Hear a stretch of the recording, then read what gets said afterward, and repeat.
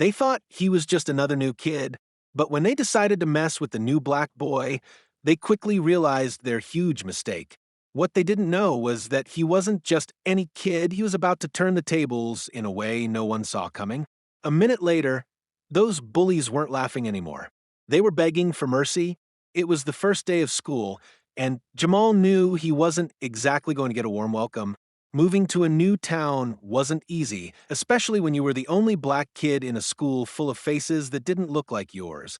The whispers started the moment he stepped off the bus, and the stares that followed him through the hallways weren't any better. Jamal had seen this before. New kids, the ones who were different, always had to prove themselves.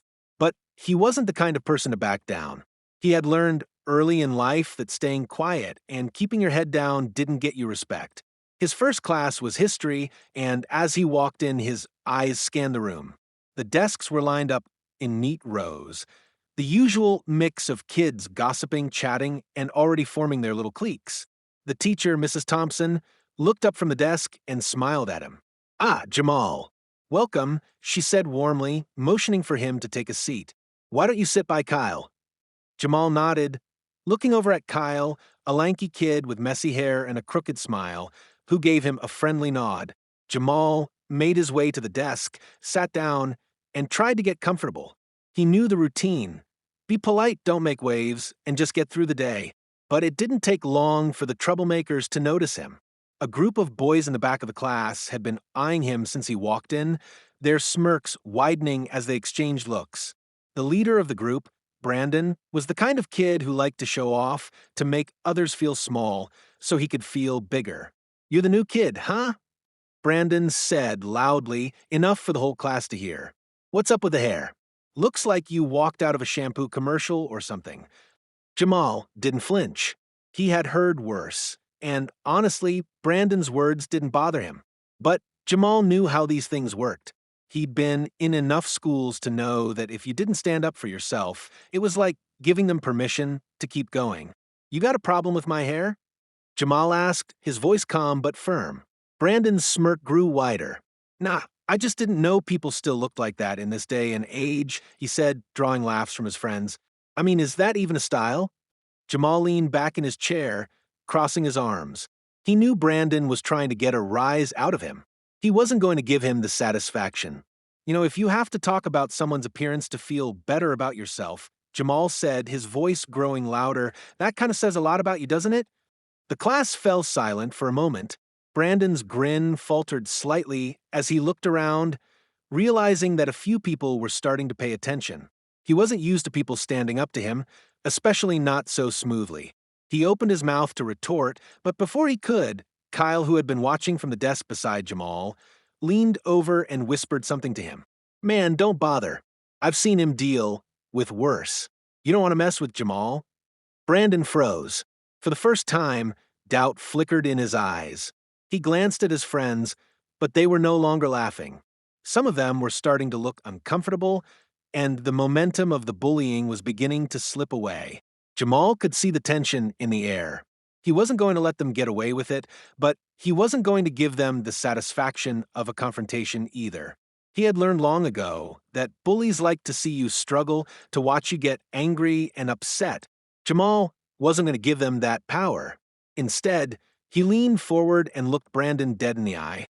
Brandon, you're right about one thing," he said, his tone smooth and deliberate.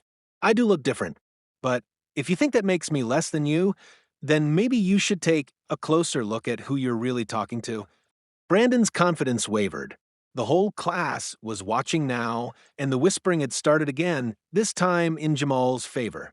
His friends, who had been silent until then, began to give small nods as if to say, "Yeah, we've had enough of this too." The bully's facade cracked. He stuttered. What are you talking about?" Jamal smiled, his eyes never leaving Brandon's. "It's funny," he continued. "People like you always think you can just pick on others because they're different. But what happens when the tables turn? What happens when you're the one who looks stupid?"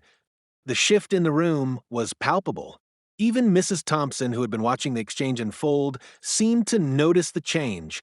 The class was no longer on Brandon's side. The power dynamic had shifted, and the once confident bully was starting to sweat. Brandon opened his mouth again, but no words came out. The class remained silent, all eyes on him.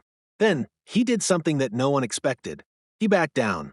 "Whatever, man," Brandon muttered, grabbing his books and storming out of the room, followed closely by his friends. For a few moments, the room was still, no one spoke, and everyone was processing what had just happened.